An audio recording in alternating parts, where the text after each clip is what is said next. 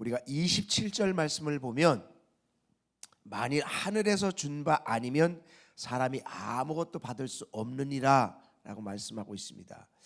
왜 이 이야기를 세례 요한이 하고 있을까? 왜 세례 요한이 이 이야기를 하고 있을까? 만일 하늘에서 준 것 아니면 사람이 아무것도 받을 수 없다. 왜 이 이야기를 세례 요한이 하고 있느냐? 26절에 보면 이렇게 얘기합니다. 제자들이 선생님이 증언하시던 이가 세례를 베풀매 사람들이 다 그에게로 가더이다. 여기서 얘기하는 선생님이 증언하던 사람이 누굽니까? 예수님이에요. 예수님에 대해서 세례 요한이 증언을 했는데 그가 세례를 베푸니까 사람들이 세례 요한한테 와야 되는데 다 그리로 가더라는 거예요. 그러니까 세례 요한이 하는 말이 하늘로부터 준 바가 아니면 사람이 아무것도 받을 수 없다라고 이야기를 하는 것입니다. 무슨 말이냐 하면 제자들이 와서 얘기를 하는 거예요. 스승님이 얘기하던 그 사람이 있잖아요. 그 사람이 세례를 베풀어요. 우리가 베푸는 것처럼 똑같이 세례를 베풀어요. 그랬더니 우리에도 오던 사람들이 다 글로 갑니다. 이거 어떻게 된 겁니까? 세례 요한의 입장에서는 어떨까요? 네? 제자들이 왜 와서 울그락불그락하면서 지금 그 얘기했습니까? 세례 요한의 인기가 다 예수님 앞에 갔다는 거예요. 세례 요한의 정말 그 세례를 받기를 원했던 사람들이 줄 서서 있었는데 다 그리로 가더라는 거예요. 그래서 막 울그락불그락 화가 나서 와서 이야기하는 건데 그것에 대한 정리를 딱 해주는 겁니다. 우리가 여기서 생각해 보아야 할 것이 뭐냐면 바로 사단은 우리가 가지고 있는 생각을 가지고 관계를 깨트린다는 거예요. 여러분, 예수님과 세례 요한의 관계는 너무나 긴밀한 관계입니다. 세례 요한이 와서 그 길을 예비하고 예수님이 이제 오셔서 공생애를 시작하시는 어떤 긴밀한 관계인데 그런 관계를 깨트리려고 하는 것이라는 거예요.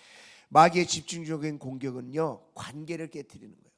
가족 간의 관계를 깨트리고 성도와의 관계를 깨트리고 교회의 동역자들과의 관계를 깨트리고 여러 가지의 관계를 깨트림으로 인해서 정말 하나님 나라가 다 깨어지고 행복이라는 것이 깨어지고 다 그렇게 지내게 만드는 것인데 이것이 마귀가 집중적으로 공격하는 모습인데 그것이 무엇에서 다 나타나느냐? 우리의 생각을 가지고 틈탄다는 거예요.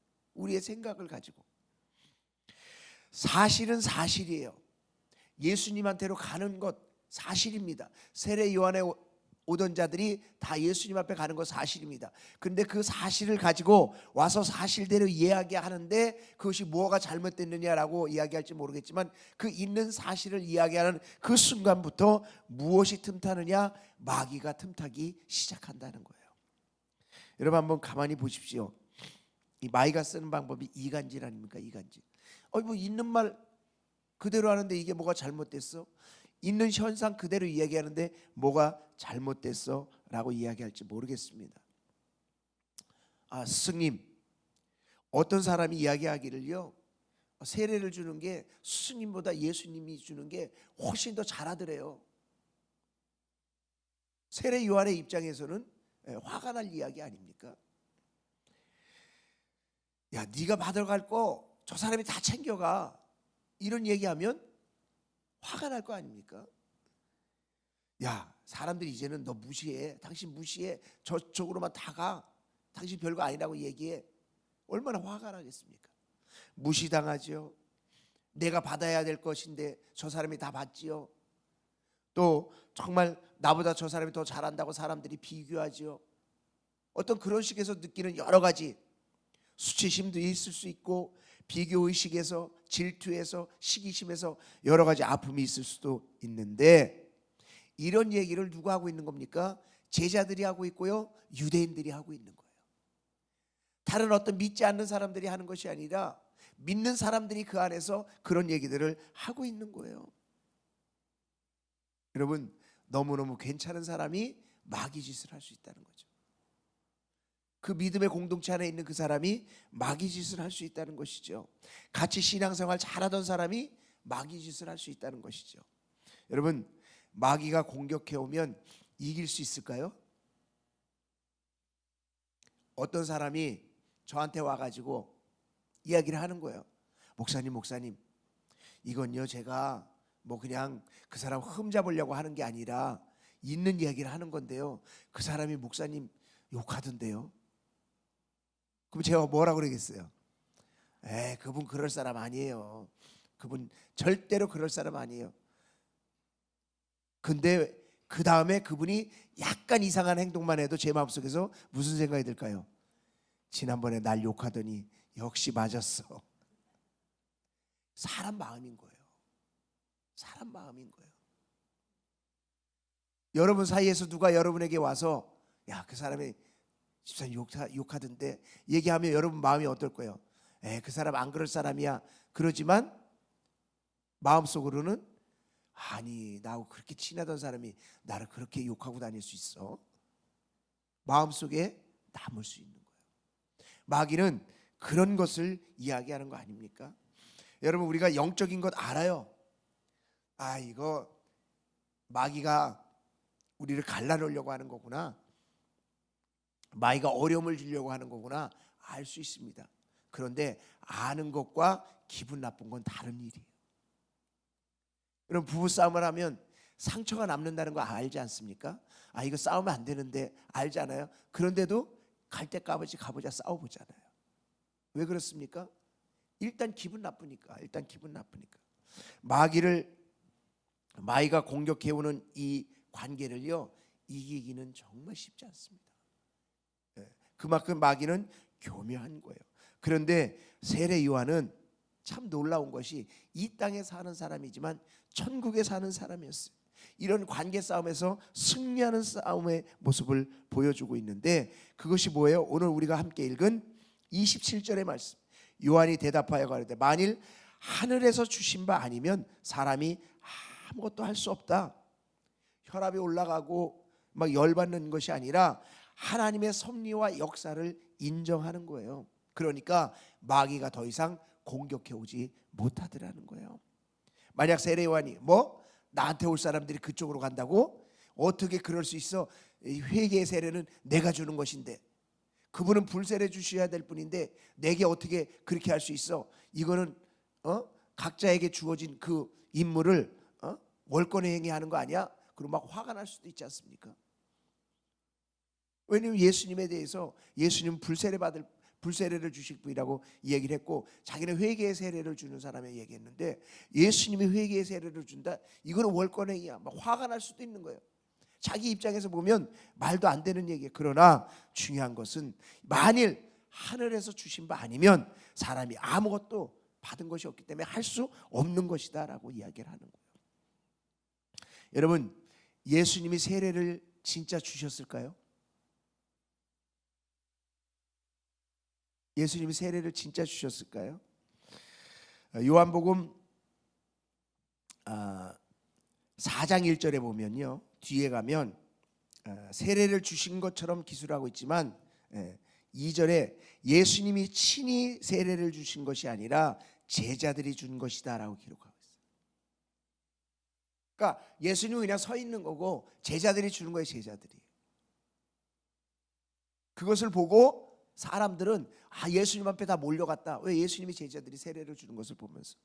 예수님의 세례는 이 땅에서 주시는 것이 아니라 예수님이 십자가에서 죽으시고 나서 그 죽으심에 대한 믿음의 고백과 함께 받는 세례가 연합된 온전한 세례이기 때문에 예수님은 이 땅에서 세례를 주시지 아니했어요.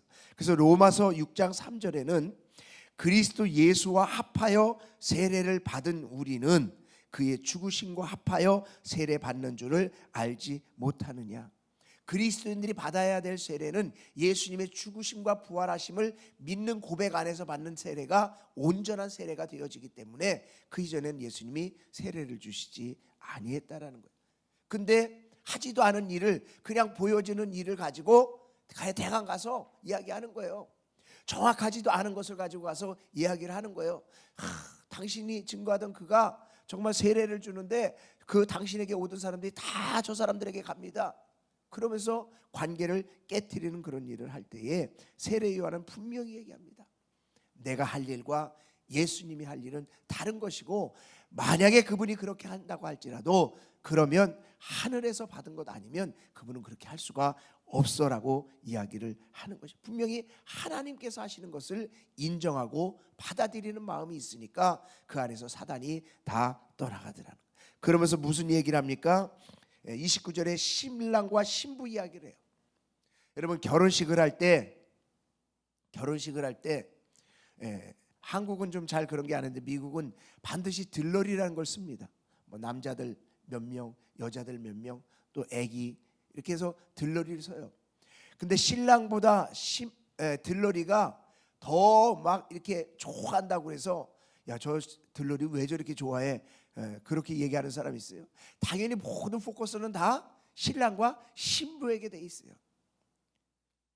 신랑 신부가 옷이 좀 초라하면 들러리가 초라하게 입어야지 들러리가 더 잘 입을 수 없어요. 그렇지 않습니까? 모든 것은 다 신랑 신부에게 초점이 되어 있는 거거든요. 그러니까 세례 요한은 내가 하는 일 잘 안 돼도 하나님의 나라만 잘 되면 된다라는 거예요. 그래서 사도 바울도 감옥에 갇혀 있으면서 내가 기뻐한다는 거예요. 사람들이 이렇게 전하든 저렇게 전하든 하나님의 복음만 전하면 된다라는 거예요.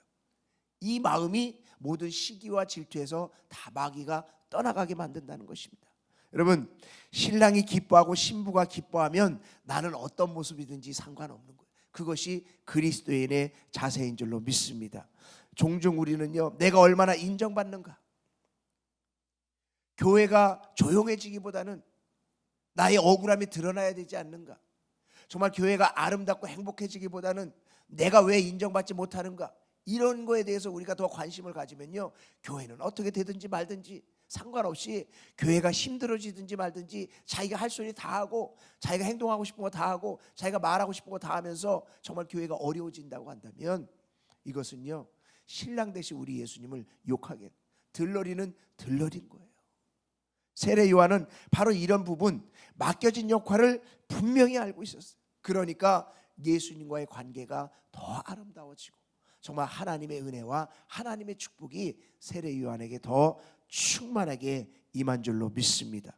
그러니까 충만한 성령 충만함도 빼앗기지 않고 자신의 사명을 끝까지 감당하게 되는 것입니다. 저와 여러분이 정말 어떤 사단의 공격을 통해서 관계를 깨트리려고 한다고 할지라도 그것으로부터 이겨나갈 수 있기를 주의 이름으로 축원합니다. 두 번째는 순수한 관계를 유지하는 거예요. 예수님은 흥하여야겠고 나는 세화여야겠다라고 이야기를 합니다. 사실 많은 그리스도인의 마음에 우리가 예수를 믿지만 예수님도 흥하고 나도 흥해야지, 이런 마음이 있지 않습니까? 그렇죠?